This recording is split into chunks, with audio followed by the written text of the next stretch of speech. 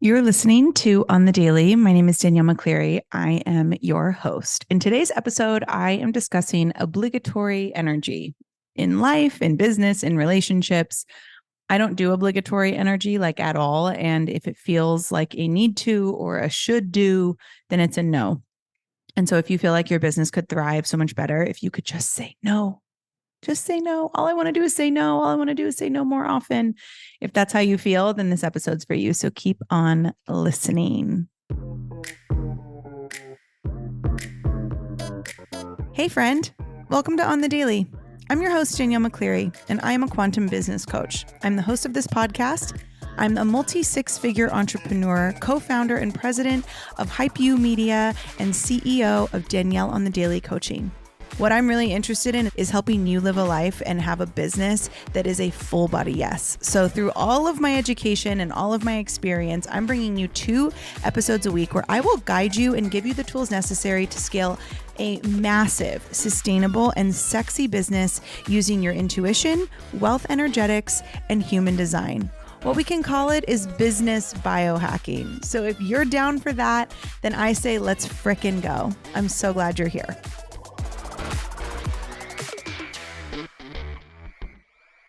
Obligatory energy. So I'm allergic to it. This is something that I've talked about a lot. I don't do obligatory energy. I do not run my business with obligatory energy at all. And this wasn't always like this, by the way.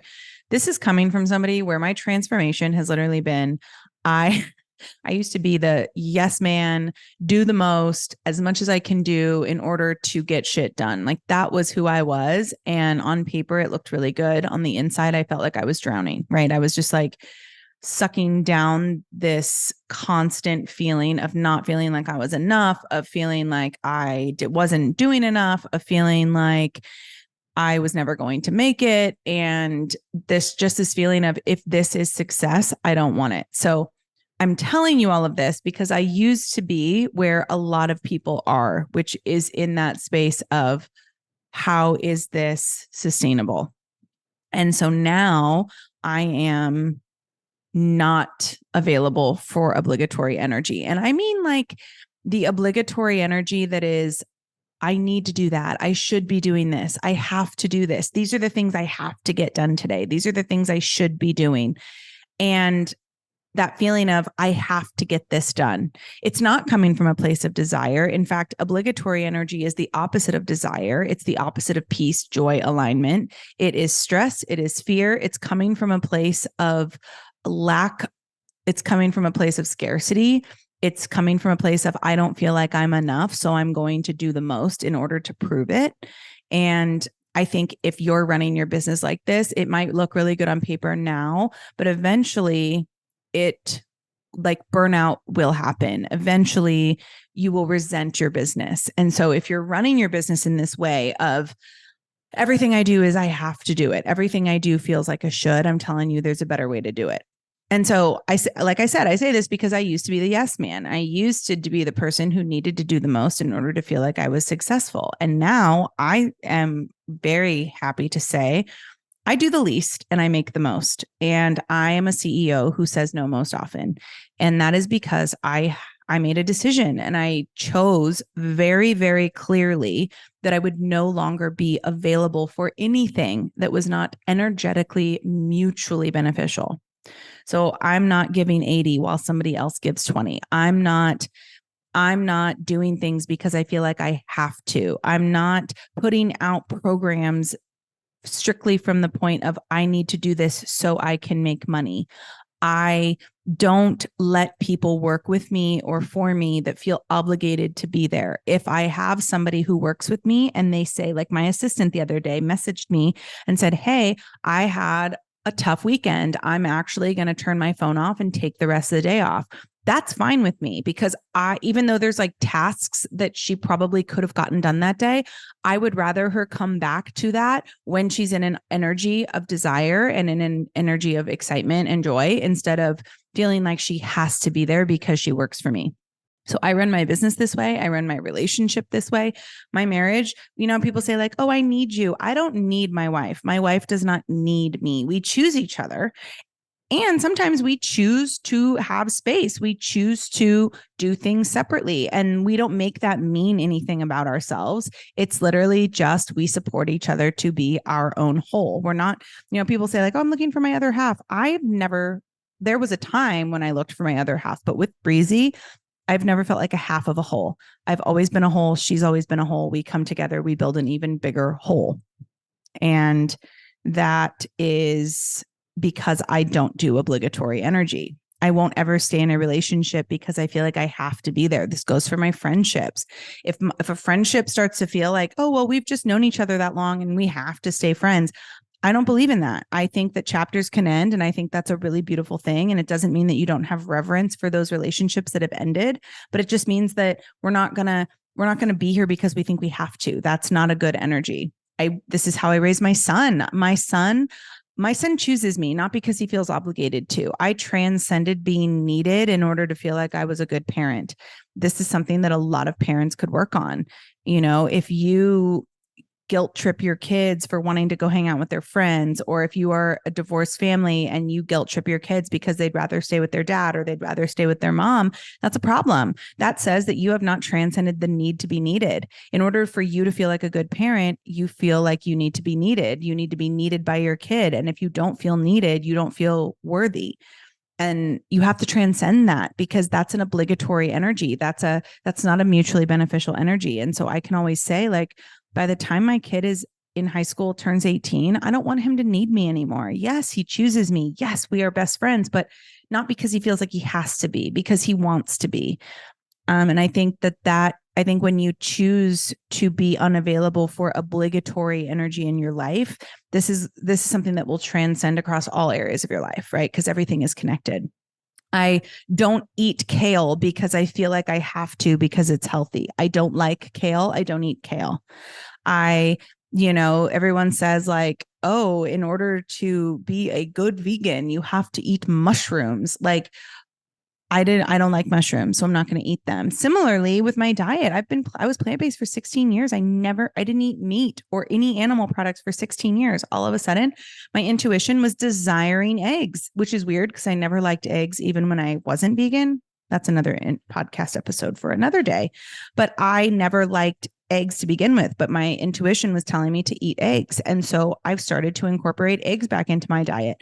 And if I would have been like, no, I'm not going to because I'm vegan and I should stay vegan and I have an obligation to not eat animals, then that's not a good energy. That's toxic. And so I'm not available for obligatory energy with my diet. If there's something that I want to eat, I'm going to eat it. And if there's something I don't want to eat, I'm not going to eat it. Same with workouts. I'm not going to just like go do cardio every day because that's what people say I should be doing. If it feels like a should, it's not going to be good for my body. For example, a few months ago, I started to do Orange Theory because I was like, well, I quit Soul Cycle. So I really should. There's that should. I really should be doing cardio. I should be running or something. So I know I'll go get a membership at Orange Theory. Guess what happened? Because that came with a should energy, my body held on to everything and I actually gained weight, which is not how I want to feel. I don't want to gain weight. And so I've started to go back to workouts that I desire, workouts that make me feel good. And guess what? My body's leaning out. So obligatory energy is not good for any part of your life. I think I've made that point very clear. Here's what I mean when I say that I don't do obligatory energy in my business, because then what happens is people go, well, I don't really want to work at all. If that's the case, then you need to find something else to do. If your job is all obligatory energy, then you need to switch it. And I am obviously a huge advocate in starting your own business. And so that's something to think about. If nothing feels like desire, then that's also a problem. However, for my business, like let's say I wake up one day and there's something that I know I desire, right? It's like your business, like in order for a business to be successful, it has to make money. Like eventually it's going to have to make money. Maybe not all the time, maybe it's going to fluctuate, but eventually a successful, sustainable business will turn a profit. So if I need to do something for my business, I know something needs to be done for my business to move the needle forward, that, a system that needs to be implemented. I know I need and want to get something done. But if in the moment I try to sit down And here's, a good example of this is like recording podcast episodes. I know that having a podcast and using my podcast as a funnel to my business and as a preview to what it's going to be like to work with me. Again, every episode you hear, imagine being in a close proximity container with me. Imagine being in my mastermind where we can have these kind of conversations one-on-one, and I can help you work through them in real time, right? Like, oh, well, this is an area. One of my clients the other day was like, oh, I want to do X, but the only way I see of doing that is through Y and Z. And I'm like, yeah, but what if there was like a B option? Like, what if there was a third option? What would that look like? And being able to discuss things in the moment from this vantage point, from this lens, is so valuable. My podcast is one of the areas where people can listen to see like, oh, that's what it would be like to work with Danielle. I know that. So recording podcast episodes is a priority in my business. Batching my episodes is a priority in my business, because if I batch my content and I get 3 or 4 or 5 episodes out at a time, then my team can take those episodes and chop them up into different social media content, put them into different newsletter content. There's a lot of things that they can do with them. If they're waiting for me to record a couple hours before the episode launches, then they can't do their job. So I am fully aware that in order for my podcast to function best as a business asset, I have to batch my content. However, if in the moment I sit down to record an episode and my energy feels obligatory, I have to record 5 episodes today. Guess what? Those episodes are going to be shit. Like, I'm sure you could go back and listen to some of my episodes that felt obligatory, and you will feel the difference in them.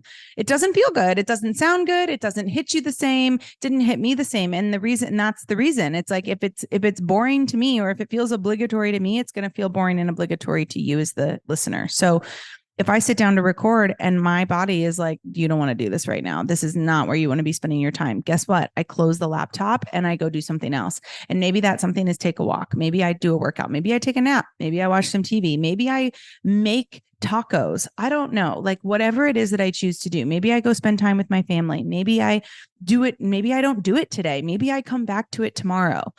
What happens when I do that is it clears my brain from the have to, should, obligatory energy, and it refills it with creative energy. So I go put myself in a creative space. My brain gets flowing.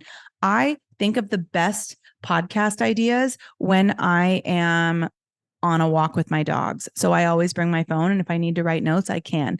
I think of really good ideas in my car. I write great copy from my car. So if I need to write copy for something, I know that I can take a drive, and then I'll probably have an idea. But when I put myself in a creative space, now all of that obligatory energy has disappeared, and what's replaced is peaceful energy. It's joy, it's desire, it's alignment. And when you run your business from that energy and you stop running it from obligatory energy, your business becomes more successful. My business has tripled since I've started to only have availability for calm, mutually beneficial, desired energy. When I got rid of obligatory energy from my business, everything changed, and it will change for you too. And yes, trust me, when you do this, okay, you have to be prepared that a lot of people are going to misunderstand you, because this is going against all conditioning. It's kind of radical, actually, if you think about it. Like, oh, I'm not going to be doing that call today, John, because this feels obligatory. So let's page it and come back to it tomorrow. What? Like, John is probably not going to understand that. And so, yeah, this may not work. And listen, I have not figured out how this could work in a Fortune 500 company, but I have figured out how this can happen in your own business. Maybe someday I'm going to figure out how we can apply this to our Fortune 500 companies, or to Google, or to Facebook, or to Amazon, or some of these other big, a law firm. Like, I think we will figure out how to apply these principles to corporate America. For the most part, though, I am talking about your own business. I'm talking about something that you build yourself. And if you start from the beginning, only having availability for energy of desire, then you're going to be in such a better place, because I'm telling you from personal experience, it's a lot harder to go back and change it once you've already been doing something one way. So if I were you, I would also become allergic to the energy of obligation, the energy of have to, of need to, of should do. And only become available for the energy of desire and joy. And I want to do that. And that excites me in full body yes. Because if it's not a full body yes, it's a no. And if it's not a full body yes to you, it's not going to be a full body yes to anyone else. If it's boring to you, it's going to be boring to everyone else. On the other side of that, if it's exciting to you and it's coming from joy, guess what? It's going to feel that way to your audience. And that is what you want, my friends. So I hope this was helpful.